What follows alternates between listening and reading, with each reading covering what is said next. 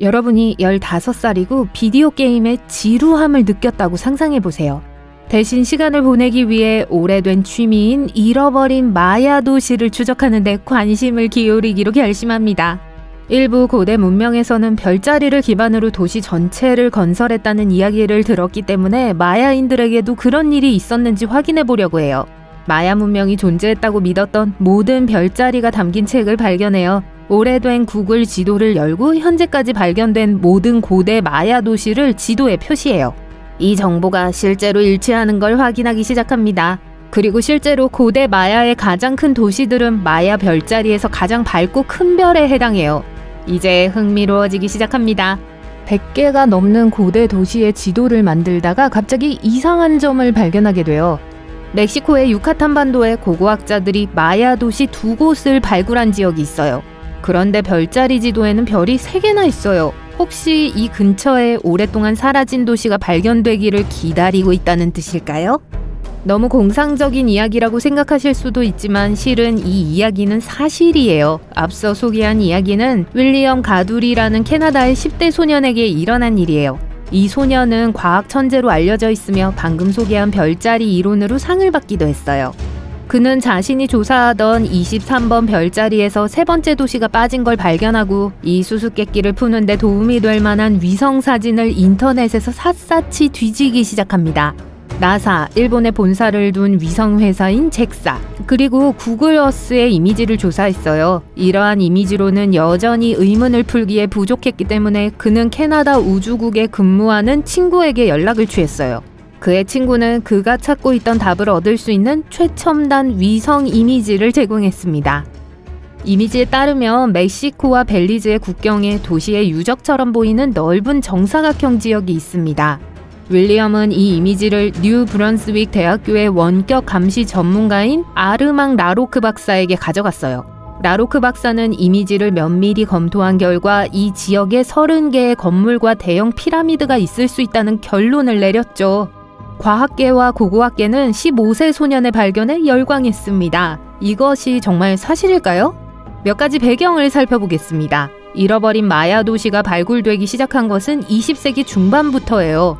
그 이후로 티클, 팔렌케, 욱스말 등의 도시에서 유적이 재발견됐죠. 마야는 아메리카 대륙에 살았던 콜럼버스 이전 가장 큰 문명 중 하나였습니다.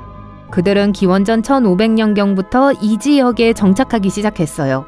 전문가들은 전성기의 마야 문명이 40개 이상의 도시로 구성됐고 인구는 수백만 명에 달했다고 추정해요. 엄청난 숫자죠. 그리고 그들의 도시는 꽤 흥미로웠는데 마야 문명은 멕시코의 유카탄 반도, 과테말라, 벨리즈에 걸쳐 있었어요. 주로 농업으로 생계를 유지했기 때문에 대부분의 도시에서 복잡한 관계 시스템을 개발했죠. 일련의 의식용 건물, 피라미드, 광장, 심지어는 야구 경기를 위한 코트까지 건설했습니다. 마야인들은 피라미드 건설에 열심이었지만 첨단 천문 시스템도 개발했어요. 고대 기술을 통해 금성과 화성 같은 행성의 정확한 위치를 예측할 수 있었고 일식 날짜도 정확히 예측할 수 있었죠. 그렇기 때문에 윌리엄이 오랫동안 사라진 마야 도시를 발견하는 데 사용한 방법론은 특이하지만 완전히 초현실적이진 않았어요.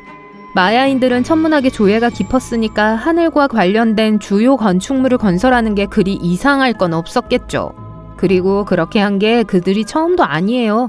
이집트 학계에서는 기자 피라미드가 오리온 별자리와 완벽하게 일치하도록 건설된 방법을 연구하는 유명한 학파가 있습니다. 그러니까 각 피라미드가 오리온 자리의 주요 별 중 하나와 일치하도록 의도적으로 지어졌다는 거예요. 윌리엄에 따르면 그는 마야인들이 도시를 건설한 위치를 이해할 수 없어 마야 별자리를 살펴보자는 아이디어를 처음 떠올렸다고 합니다. 치첸이차나 욱스말과 같은 대부분의 주요 도시는 강이나 큰 수역 근처에 있지 않아요. 대신 변두리 땅과 산꼭대기에 지어졌는데 그게 이 15세 소년에게 혼란을 줬죠. 윌리엄은 이 도시가 천문학과 관련이 있을지도 모른다고 생각했어요. 자신이 발견한 신도시의 이름을 불의 입이라고 지었죠. 제 별명하고 똑같네요. 그 공로를 인정받아 공로상을 받기도 했어요. 하지만 그의 이론은 고고학계 내에서 많은 논쟁을 불러일으켰고 많은 마야 전문가들이 윌리엄의 발견을 반박하기 위해 노력했어요. 일부 고고학자들은 별자리 이론이 너무 비과학적이라고 말합니다. 저명한 인류학자이자 천문학자인 앤서니 아베니는 윌리엄의 방법론을 창조적 상상력의 행위라고 언급했어요. 그는 마야 별자리가 실제로 뭐였는지 확신할 수 있는 방법은 없고 모두 가설일 뿐이라고 설명했습니다. 윌리엄의 발견에 대한 또 다른 반박은 마야 학자 데이비드 스튜어트가 위성사진에서 확인한 물체가 오래된 옥수수밭일 뿐이라고 주장한 거예요. 그의 주장은 2021년 이 지역 근처에서 진행된 탐험에서 고고학자들이 이 지역에는 아무것도 없다고 보고한 것에 의해 뒷받침됐어요. 그래도 15세 소년이 오랫동안 사라진 마야 도시를 거의 찾아낸 것은 꽤 흥미로운 일이죠.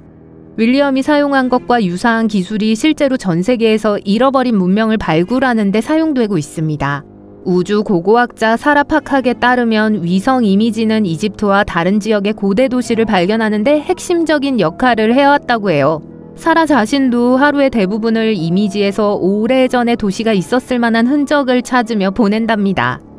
어떤 물건이 묻혀 있으면 그 위에 초목, 흙, 모래 또는 다른 현대식 건축물로 덮여 있을 겁니다. 라고 그녀는 말해요. 예를 들어 그녀는 거대한 초목 아래에 무언가가 숨어 있는지를 평가하기 위해 적외선 기술을 사용해요. 최근 브라질에서의 주요 발견도 비슷한 방식으로 이루어졌어요. 위성 이미지에서 기원전 200에서 1200년으로 거슬러 올라가는 참호 네트워크가 발견됐어요. 이를 통해 약 6만 명이 거주했을 수 있는 정착지를 추정할 수 있죠. 하지만 이 경우에는 위성 이미지가 실제로 지상에 있는 것과 일치했습니다. 플로리다 대학교의 연구원들은 도랑과 상형 문자가 있는 여러 개의 토루를 발견했어요.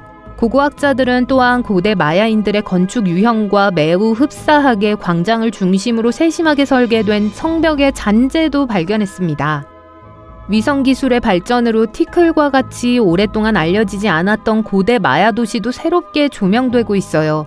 과테말라 정글 한가운데에 위치한 티클은 고대 마야 제국의 수도였던 것으로 추정됩니다. 전성기에는 오늘날의 런던이나 뉴욕과 같은 도시에 버금가는 중요성을 지녔어요. 티클은 일련의 복잡한 기념물로 구성되어 있으며 그중 상당수는 왕과 추장의 휴식처로 추정돼요. 이미 큰 규모로 알려져 있지만 최근의 발견에 따르면 과학자들이 원래 믿었던 것보다 3배나 더 컸을 수도 있다는 사실이 밝혀졌습니다. 주요 발견은 도시 외곽의 요새를 중심으로 이루어졌는데 이는 원래 도시가 얼마나 멀리 뻗어 있었는지를 나타내죠. 그리고 새로운 발견은 계속되고 있습니다. 2017년 연구원들은 마야 문명 쇠퇴의 잠재적 원인에 관한 새로운 단서를 발굴하기도 했어요. 과학자들은 티클에서 남서쪽으로 약 100km 떨어진 세이발 유적지의 데이터를 사용해서 도자기와 고고학 발굴에서 나온 방사성 탄소 데이터를 분석해서 이 위대한 문명의 갑작스러운 멸망에 대한 새로운 정보를 추출했습니다. 이 정보에 따르면 마야 문명은 갑작스러운 붕괴가 아니라 사회적 불안정과 정치적 위기의 파도 속에서 무너졌을 가능성이 높아요. 이러한 사건으로 인해 마야 도심이 악화되고 마야 인구가 분산되기 시작한 것으로 추정됩니다. 고대 유적을 발굴하기에 가장 좋은 시기인 것 같네요. 여러분도 한번 도전해 보시겠어요?